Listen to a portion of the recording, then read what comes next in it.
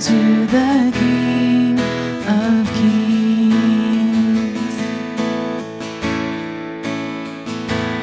To reveal the kingdom come and to reconcile the lost, to redeem the whole creation.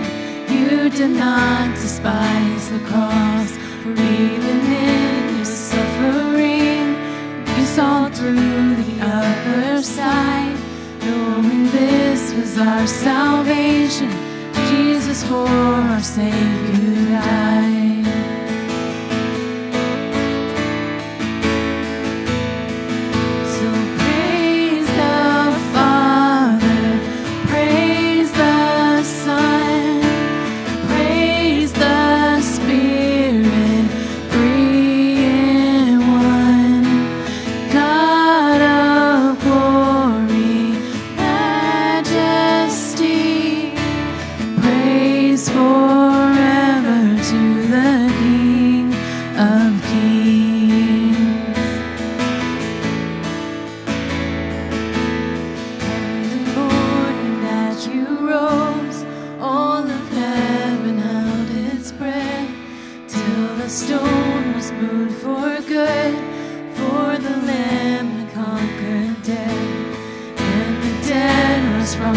Tombs, and the angels stood in awe for the souls of all who come to the Father are restored.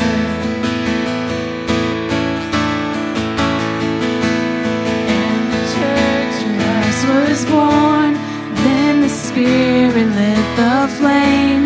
Now this gospel truth of old shall not kneel, shall not faint. By his blood and in his name, in his freedom I am free. For the love of Jesus Christ, who has resurrected me.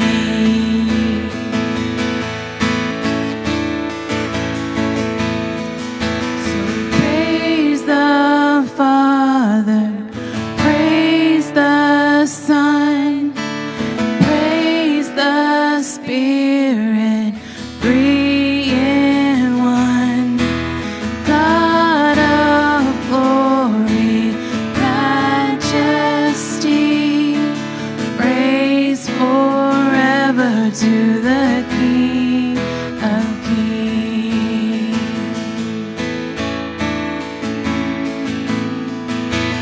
Praise the Father, praise the Son, praise the Spirit, three in one. God of glory, majesty, praise forever to the King of Kings.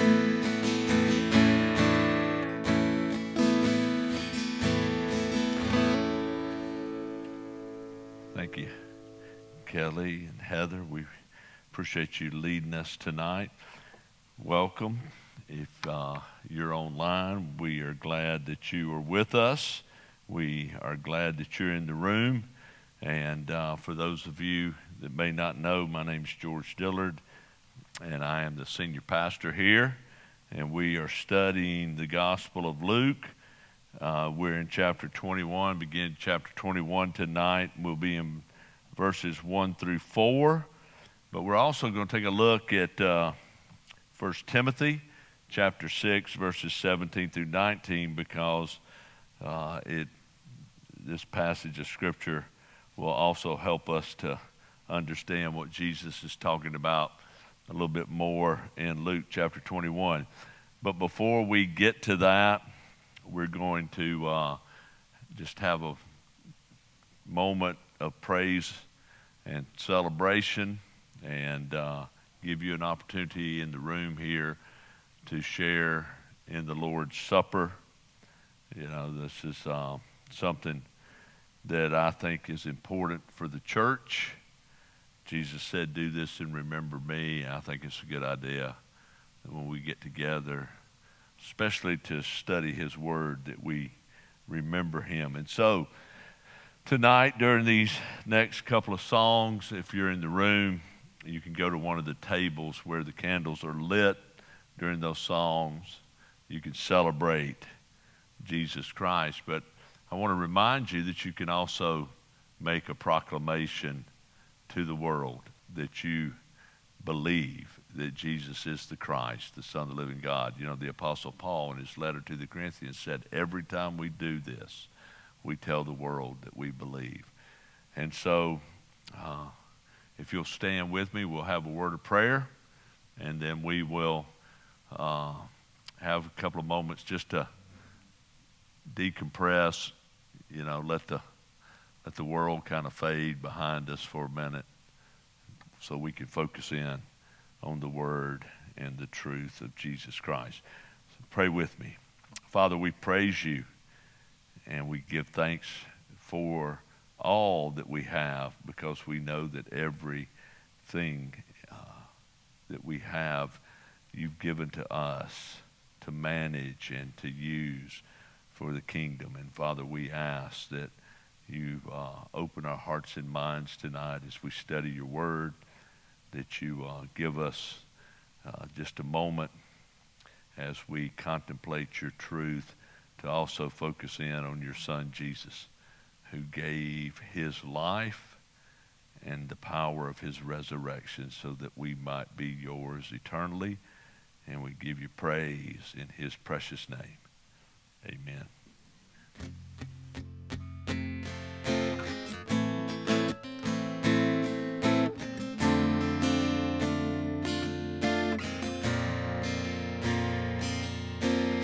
I keep fighting voices in my mind that say I'm not enough.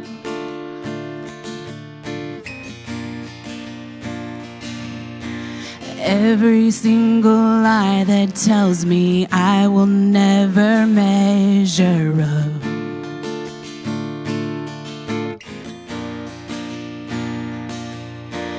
Am I more than just the sum of every high and every low?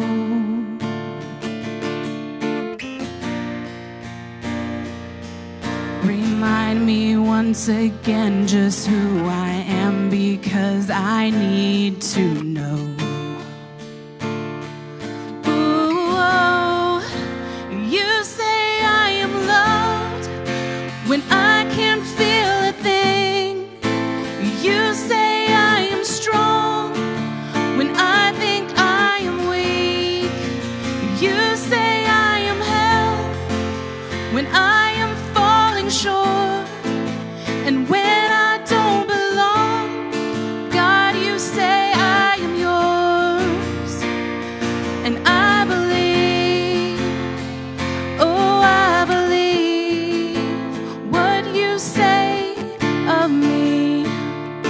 I believe the only thing that matters now is everything you think of me.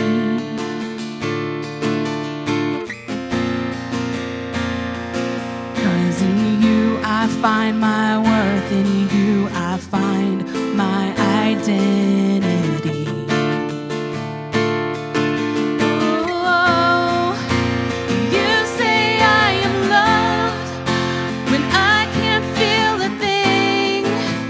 You say I am strong when I think I am weak. And you say I am held when I am falling short.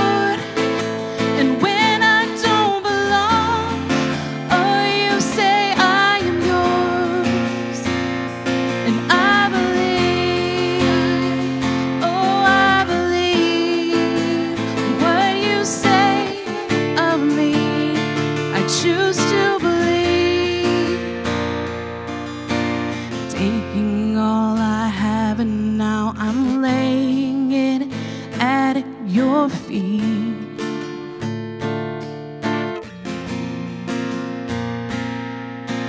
You'll have every failure, God. You'll have every victory. Ooh, oh.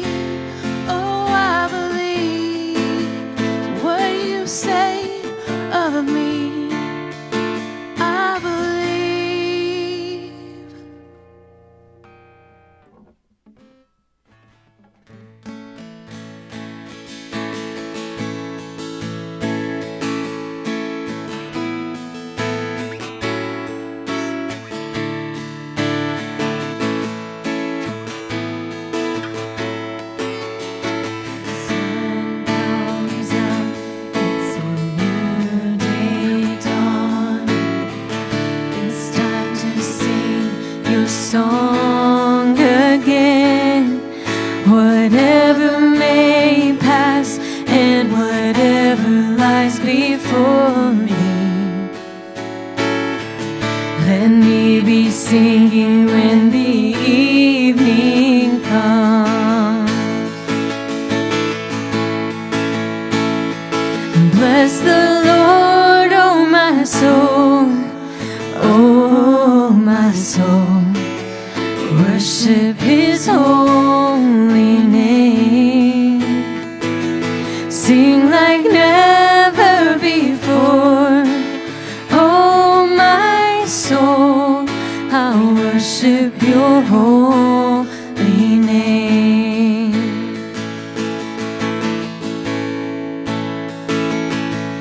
You're rich in love and You're slow to anger. Your name is great and Your heart is kind. For all Your goodness I will keep on singing. 10,000 reasons for my heart to find. Bless the Lord, oh my soul, oh my soul. Worship His holy name. I'll sing like never before, oh my soul. I'll worship Your holy name.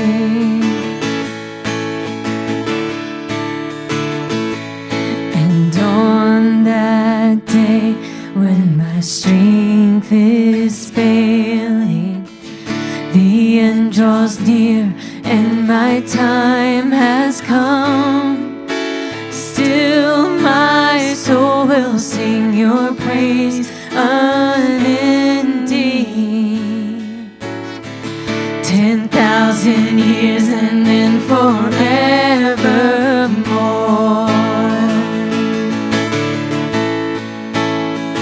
I'll bless the Lord, oh my soul, oh my soul. Worship His holy name. Sing like never before, oh my soul. I'll worship His holy name. I will worship Your holy name. Sing, bless the Lord. Bless the Lord, oh my soul, oh my soul. Worship His holy name. Sing like never before, oh my soul. I worship Your holy name. I will worship Your holy name. I will worship Your holy name. Amen.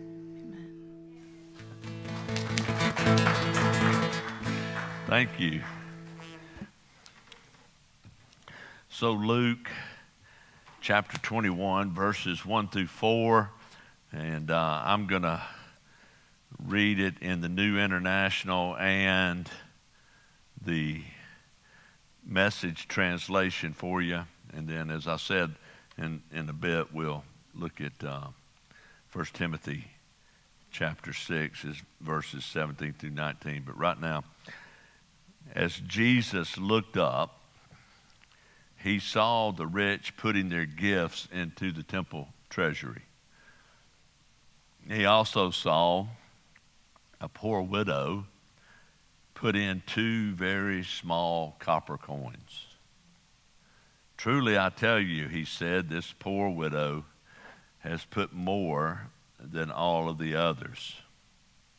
All these people gave their gifts out of their wealth, but she, out of her poverty, put in all that she had to live on. Now, out of the Message translation. Just then he looked up and saw the rich people dropping offerings in the collection plate. Then he saw a poor widow put in 2 pennies. He said, the plain truth is that this widow is given by far the largest offering today. All these others made offerings that they'll never miss. She gave extravagantly what she couldn't afford. She gave her all. So we have a scene here in the temple courtyard. There is a large collection box in the middle of the courtyard. And the Pharisees and the Sadducees and many others made a huge spectacle of their offerings.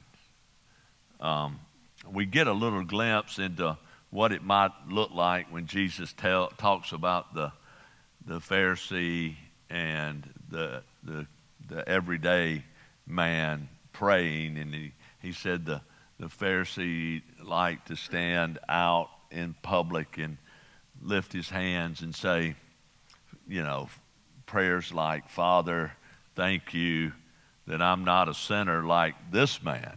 And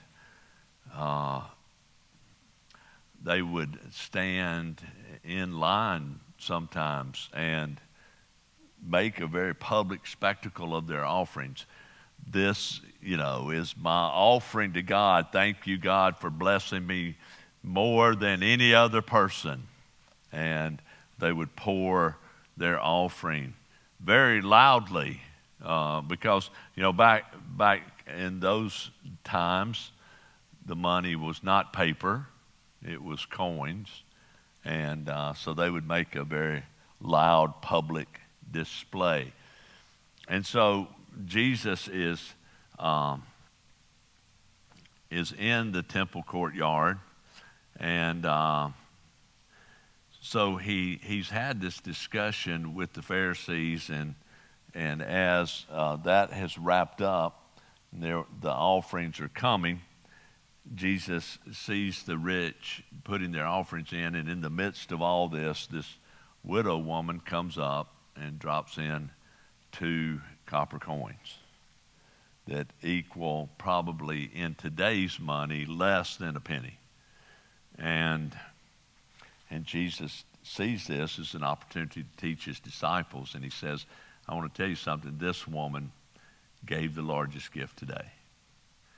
Now, knowing from a study of the Gospels and the epistles, the New Testament, you can almost imagine the conversation that probably broke out among the disciples. How is this possible?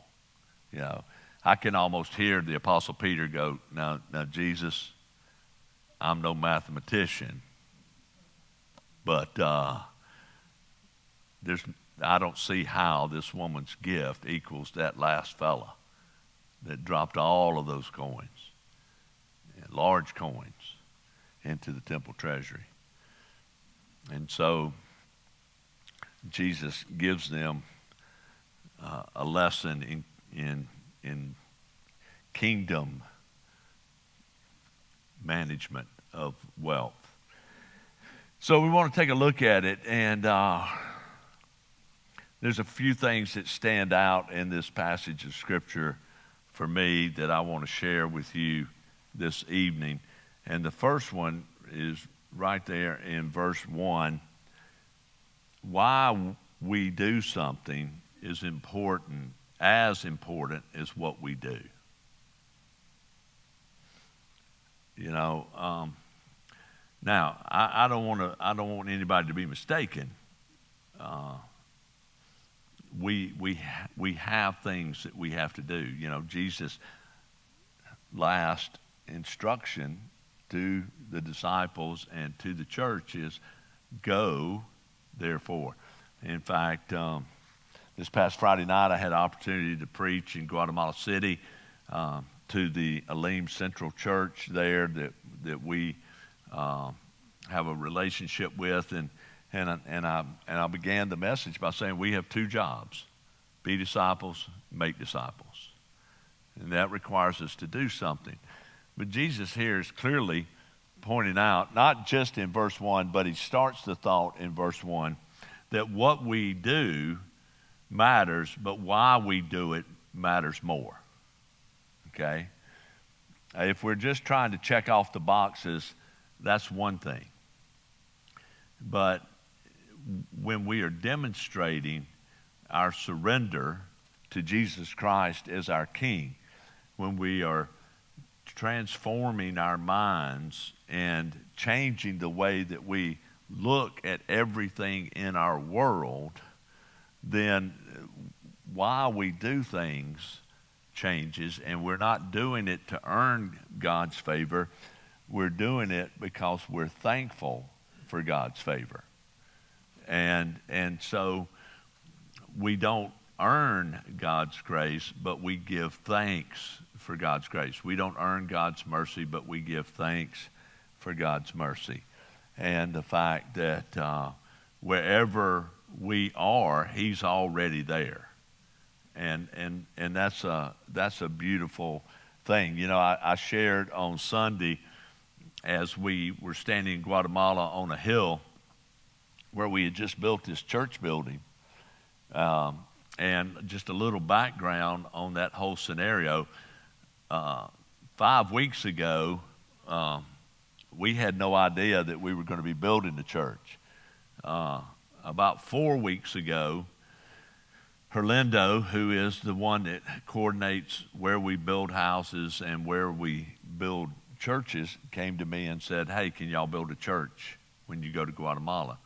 And of course, I said yes, because I knew that we would find a way to do it. And so we did, and we built a church, very, very small church, but in a community where the people were walking 45 to 50 minutes to get to the closest church, and in very difficult conditions. And so we're standing there as we are wrapping up, and Paul Boylan, who is part of our team, and said, "You know, 3 weeks ago, we didn't know we were building this building, but Jesus did."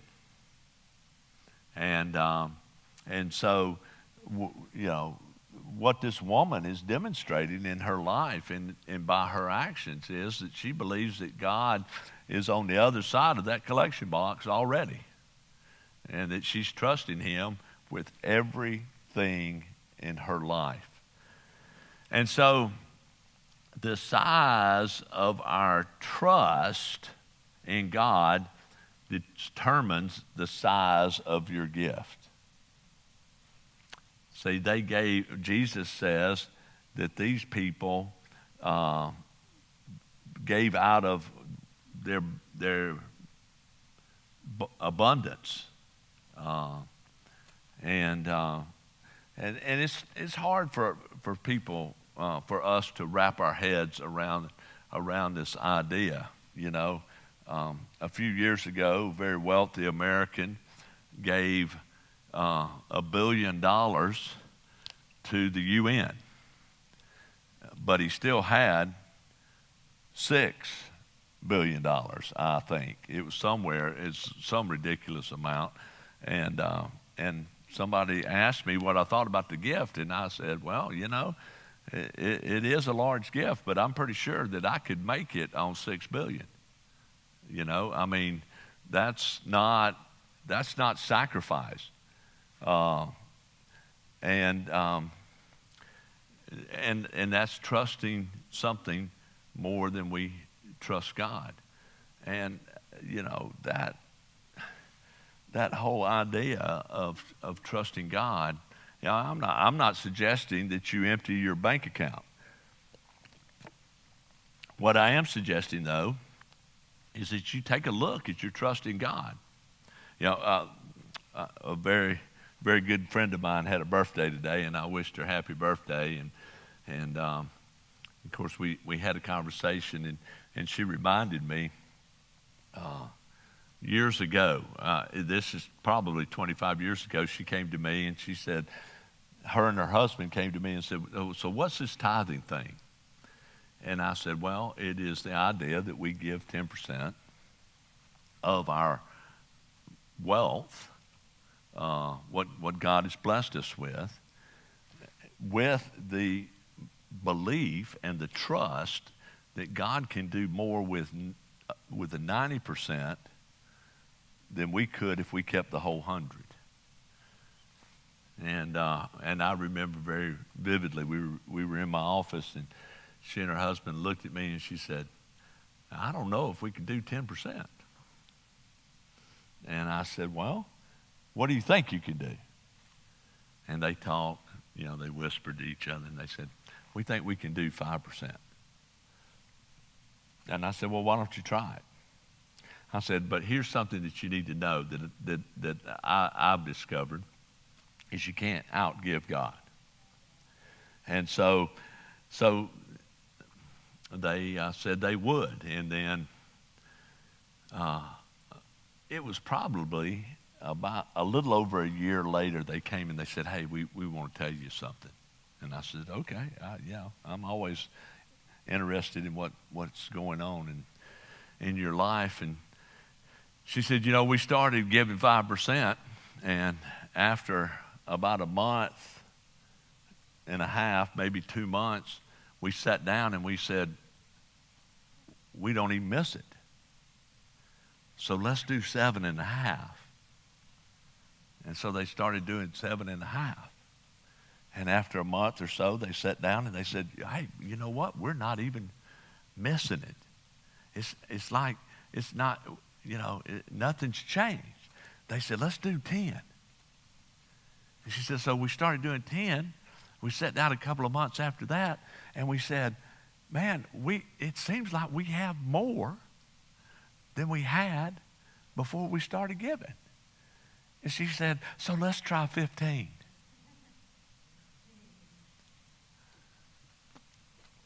And she said, "Guess what we're giving now?" And I said, "I don't know. I have no idea, because I don't check on you guys. I want to sometimes, but I don't." And she said, we're doing 25%. And she said, "And we don't miss it." The size of our trust in God determines the size of our gift. This woman put in everything that she had. I love the way the Message says it. She gave extravagantly. Then I think one of the things that stands out to me in this is kingdom math is different than the world's math. See, because we think the big gifts matter, but they all matter, and sometimes the little ones can matter more. One of the most beautiful things that I've ever seen is in Ghana, Africa. I was preaching to a church service there, and a lot out where we were 14 and a half hours from the capital, and a lot of day-to-day life is about barter.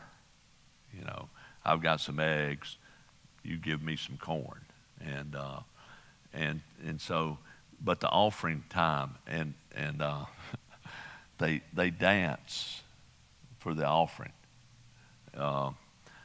They start playing music, and everybody in the church, and this was they had invited multiple congregations. I don't know how many. I know I had 5 translators. Okay. And so I would say something, and then translator 1, 2, 3, 4, 5, and you can imagine how long the church service lasted, but it didn't matter. But anyway, so they start playing music, and everybody has to dance, and they dance by the offering plate and they drop it in. And I had to dance first, which that was a sight in and of itself. I'm glad we didn't have a lot of video of that. We do have some video of it, but we don't have a lot. And so I had to dance first, and of course, I had some money, and so I gave it. But what the beautiful thing is that there was a man standing up front who had been obviously blessed, and when people came up and they didn't have anything to put in offering, he gave them something. And so everybody was able to come and able to put something in the offering plate. And when he ran out, another person stepped up and was giving money to the people who didn't have any cash with them. So kingdom math is different than the world's math. Kingdom math says that God can do more with what's left over after your gift than you could if you kept the whole thing for yourself. And that every gift matters. Size does not determine the value. The heart determines the value. The intention of the person determines the value. See, what Jesus is telling the disciples and us is that how we view our wealth demonstrates our relationship with the Father. See, the rich people were given mainly out of obligation. This woman was giving out of a heart of surrender and trust. And so she was able to give everything. I just want you to try to think for a moment, if you were this widow woman and you only, this is all you had,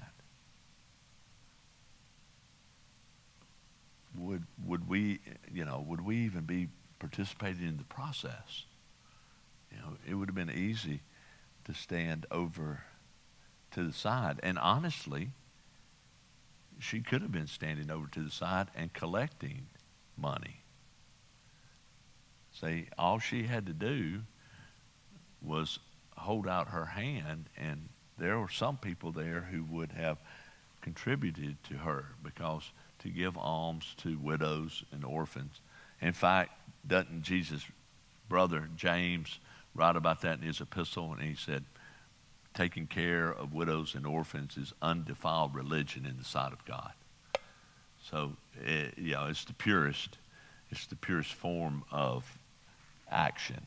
And so how we view our wealth demonstrates our relationship with the Father. And what I mean by that is, see, she understood something that it takes sometimes a lifetime for us to grasp. And maybe this is the first time that she's ever grasped it. We don't know that. But everything we have belongs to God. We are simply managers of what we have. And so when we get to that place, then, we're not given our money. We're not giving our time. We're not giving our abilities.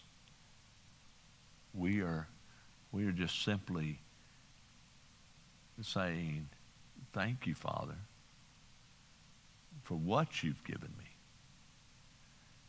And what we have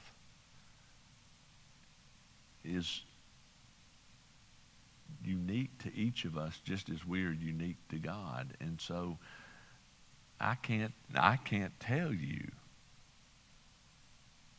what it should exactly look like? Because I don't know where you are in your relationship with Jesus Christ, in your relationship with the Father. But what I can tell you is how we view our wealth demonstrates our relationship with him.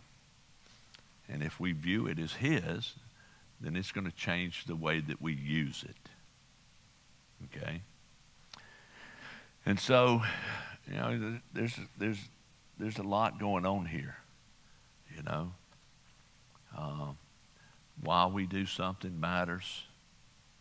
The size of our gift it determines the size of our trust in God, and we don't add things up like the world does. You know, we demonstrate our relationship with the Father by the way we view what he's blessed us with. And so it's a hard concept for us to grasp. And because we live in a world where everything is connected to wealth. Okay? Everything is connected. And the way we view people in the world, the people in the world, the way they view each other is based on how much or how little they have, how they get it, what, you know, why they don't have it, you know, where we live, what we drive. All of those things in the world matter. In the kingdom, not so much. And so I think, it is a hard concept to grasp, and that's why I wanted to, for us to take a look. And I know this is, usually we just stay in the Gospel of Luke, but the next section too is so very difficult for us to grasp that I want to spend some more time on it next week, beginning in verse 5. But I also want us to have a full understanding of this. And so 1 Timothy chapter 6, verse 17, Paul's writing to the young man Timothy, who is basically the pastor of a group of churches in the world, in a certain area. And this is what he says: "Command those who are rich in this present world not to be arrogant, nor to put their hope in wealth, which is so uncertain, but to put their hope in God, who richly provides us with everything for our enjoyment. Command them to do good, to be rich in good deeds, and to be generous and willing to share. In this way, they will lay up treasure for themselves as a firm foundation for the coming age, so that they may take hold of the life that is truly life." Now that reference, you say, well, that sounds familiar, where Jesus said, "Do not lay up for yourselves treasures on earth, where moth and rust corrupt, where thieves break in and steal, but lay up for yourselves treasures in heaven, where moth and rust do not corrupt, and where thieves cannot break in and steal." But let me read 1 Timothy 6, 17 through 19 from the Message translation. "Tell those rich in this world's wealth to quit being so full of themselves and so obsessed with money, which is here today and gone tomorrow. Tell them to go after God, who piles on all the riches we could ever manage, to do good, to be rich in helping others, to be extravagantly generous. If they do that, they will build a treasury that will last, gaining life that is truly life." So a couple of things that we need to consider and to contemplate. And, it's not wrong for rich people to give, okay? In fact, Paul tells Timothy to tell the people who are rich to be generous. And so couple of questions that I think we need to contemplate and answer tonight to get a fuller understanding of what's really going on in Luke 21, verses 1 through 4. And the first one out of Timothy is this: who is wealthy in the present world? As I mentioned, we just got back from Guatemala. The people we build houses for are living on less than $10 a week, okay? And I know the first thing that people say is, well, it's a different economy. It is a different economy, but I'll tell you, gas last week in the little village where we were at was $5.90 a gallon. Okay, so it is a different economy, just not maybe like we were hoping. Okay, so who is wealthy in this present world? The true statistic is that poverty in America is wealth to 95% of the world. Let that sink in for a minute. Poverty in America is wealth to 95% of the world. So guess what? That makes us all wealthy. Every one of us is wealthy. You see, I know you're beginning to see why I say it's important for us to understand 1 Timothy 6, 17 through 19, so that we can understand Luke 21, 1 through 4. See, why we do what we do matters. You know, I never will forget the first time we went to Guatemala. We came back, and I had probably picked up some kind of parasite, and on the plane ride back, I kept feeling worse and worse. And so fortunately, my physician is a member of our congregation. Actually, he went to Guatemala with us this past week for the very first time. But I called him, and I said, hey, man, I'm sick. And he said, where are you? I said, well, I'm on an airplane. And he said, where have you been? I said, Guatemala. He said, oh, yeah. He said, what's the first pharmacy that you pass? And it was up here in Tyrone. And I told him, he said, stop there, I'll call you in a prescription. So I went in and got the prescription, and I went to pay for it, and the young man working behind the register said, where have you been? Because I hadn't shaved in over a week, you know, and I was wearing the clothes, because I leave all my clothes in Guatemala that I take, and so I was just wearing something that I had worn on the last day on the construction site. And I said, Guatemala, and he goes, what were you doing? And I said, I was building houses. And he said, why? And I said, well, because there are poor people there. And his response was, you might can imagine, well, there are poor people here. And I agreed with him. That's why we have a food pantry. Okay? That's why we assist people with needs from time to time. Okay? I said, but these are the poorest of the poor. He said, poor is poor. And I said, no, it's not.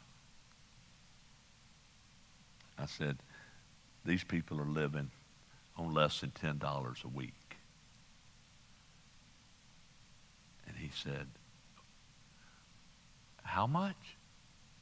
I said, $10 a week. And it gave me a chance to explain to him. I said, you know, the materials for these houses are about $1,500, give or take. I said, now think about it. If you're living on $10 a week, if you saved half of your income,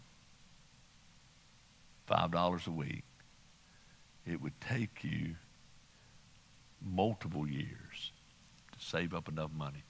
These people are living.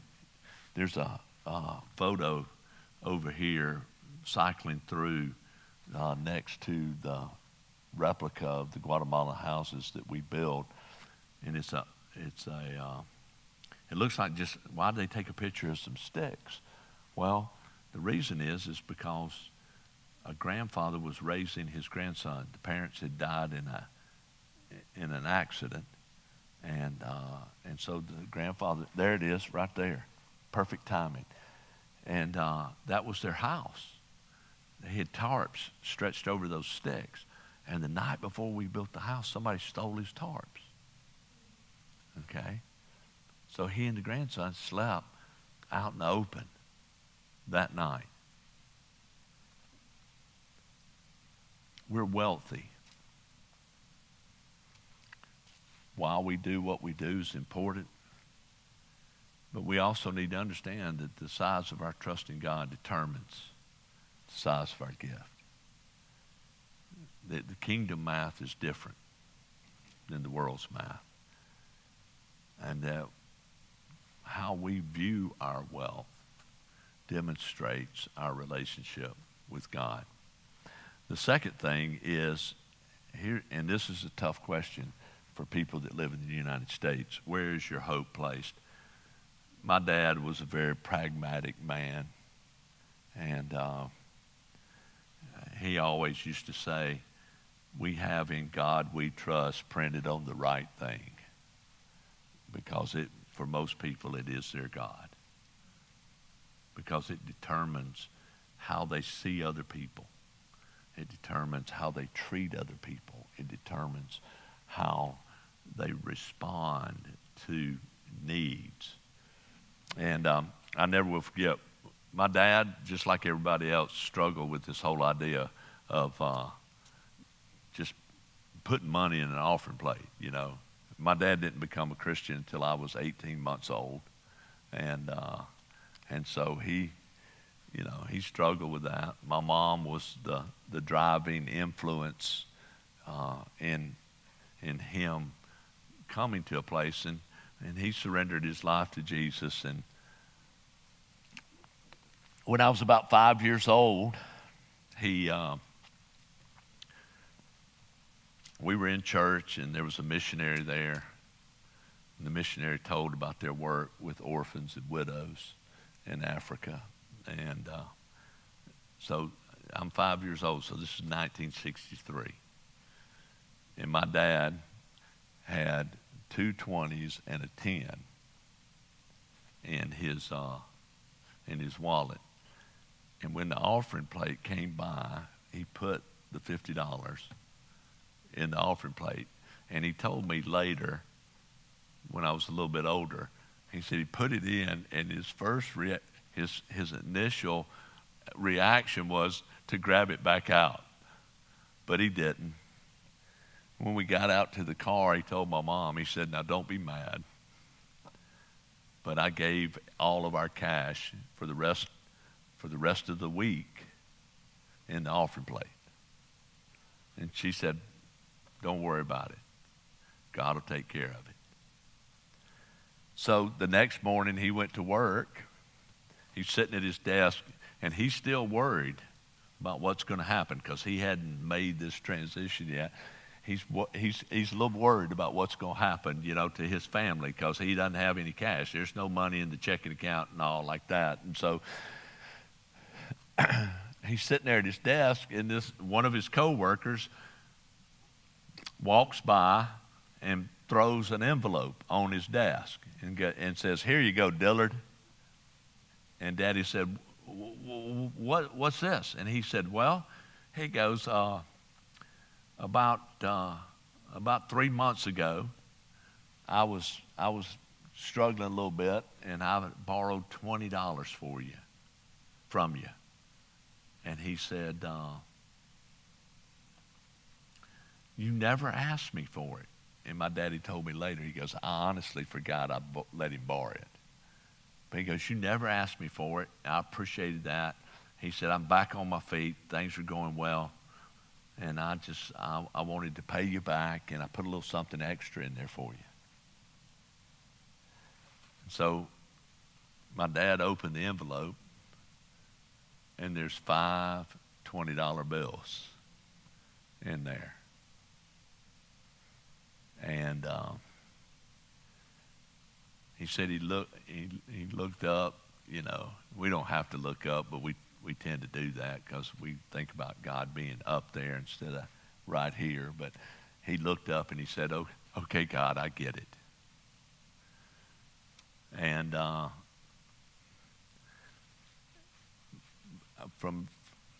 when I was growing up, money didn't matter in our family. My dad trusted the Lord. My mom trusted the Lord, and we never went without. But my dad always, every Thanksgiving and Christmas, I thought everybody did this. I was raised in a family where every Thanksgiving, every Christmas, go into our garage, and there would be 50 baskets about this big around, about this deep. And my dad would have cases of oranges and cases of apples and cases of canned goods. And at Thanksgiving, he'd put a turkey in there. At Christmas, he'd put a ham in there.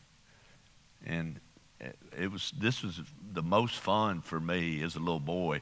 My brothers and I, we would take those because it'd take 2 of us to hold, to carry the basket, and we'd take them up to people's houses, and we'd put them on the porch, and we'd knock on the door and run because he didn't want anybody to know who did it. And so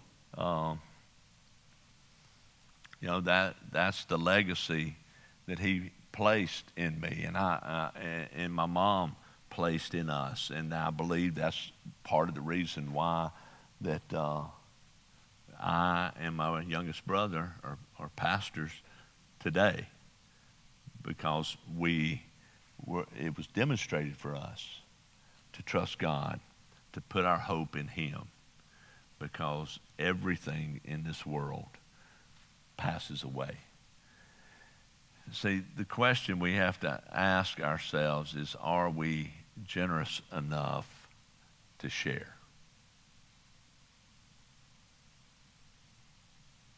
See, the Apostle Paul says, command them to do good, to be rich in good deeds, and to be generous and willing to share. You know what Jesus said? Jesus says, do good things so that people will see them and glorify your Father. See, why you do them is important.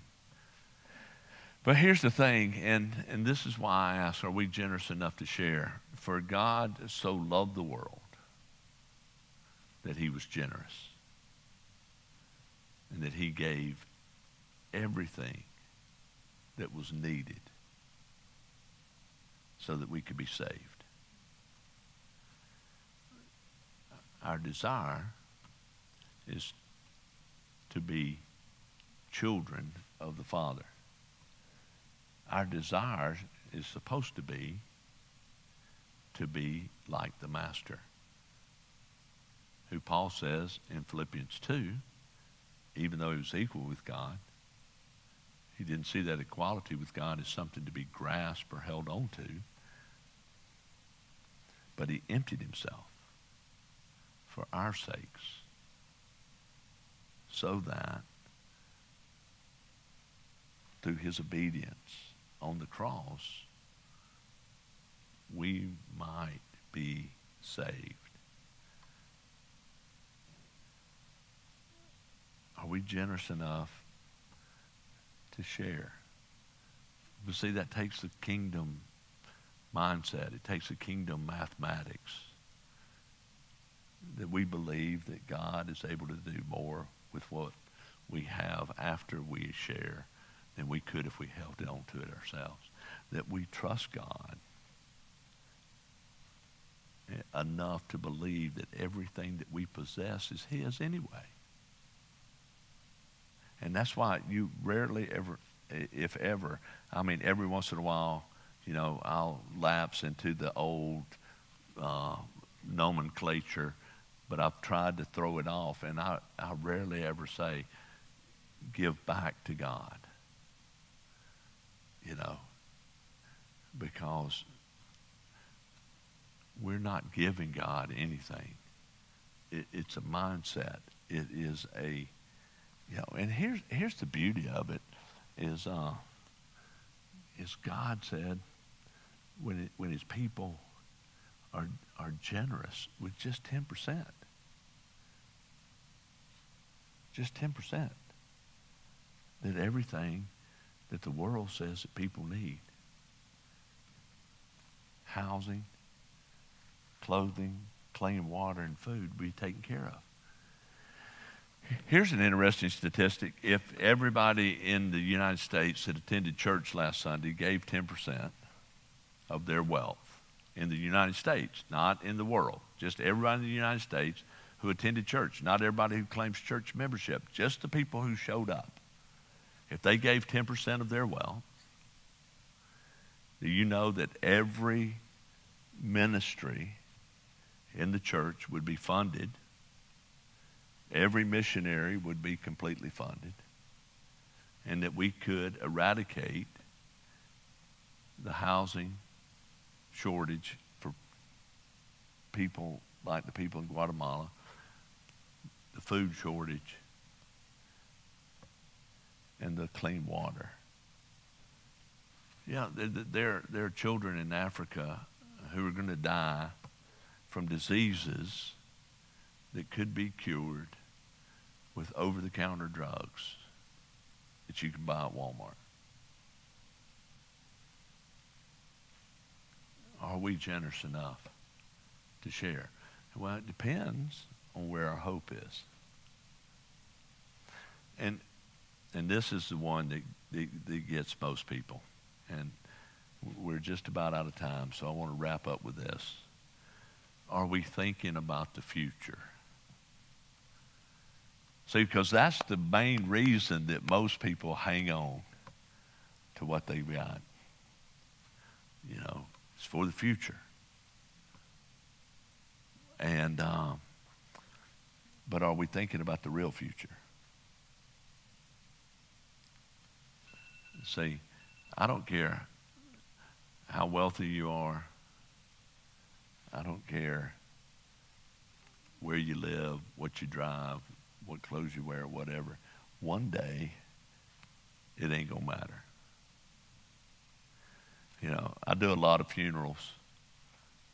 Tim Parrott and I, who owns Parrott Funeral Home in Fairburn, we went to high school together.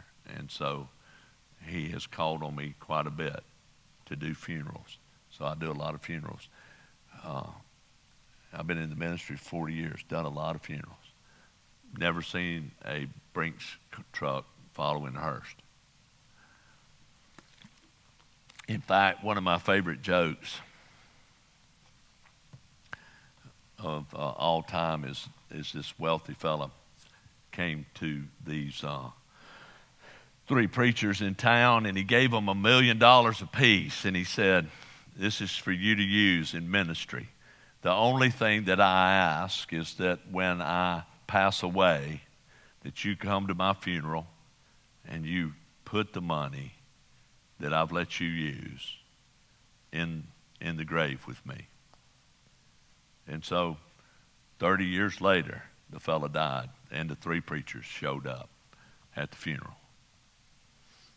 And they all dropped a bag into the grave, and they covered it up. And as they were walking away, one of the preachers said, I need to confess something. I didn't use the money for personal gain. But when I heard that he'd passed away, all I could come up with was $500,000. And he said, so I only put $500,000 in the grave. And the second preacher said, you know what? I too have a confession. I did the same thing. I couldn't get together but about $300,000. And so that's all I put in the grave. And the third preacher said, I'm I'm appalled. I can't believe you guys did that. I put a check for the entire $1 million in that grave. Because that money ain't going to help nobody on the other side. Jesus said this often, there's a difference between existing and living. And right here, the Apostle Paul tells Timothy to remind the church that one of the differences between existing and living is that we understand that there's a lot more life on the other side. And that is what we are putting our wealth to work for, is so that we can be better at our two jobs, being disciples and making disciples. I just want you to think, I know some people tonight are probably thinking, what's his point? Well, my point is this. Same point that Jesus had. Most of us, most of the time, are thinking wrongly about wealth. And when this woman came up and publicly demonstrated what it means to trust God, to understand what real wealth is, and to have a view of the future, Jesus took that opportunity and said, look, guys, here it is. And we've got to change our minds. We've got to transform our thinking. And so, let's be like the widow. Let's put our hope in God, our trust in God, and let our hearts lead us closer to him. Well, thank you for being here tonight. Appreciate you sharing with us. I hope that we get a chance to get together on Sunday, that you'll come and join us. We are starting a new sermon series this Sunday out of Romans chapter 12. Many of you have heard me say over and over again, I kind of think Romans 12 is kind of like here's the outline for the disciple life.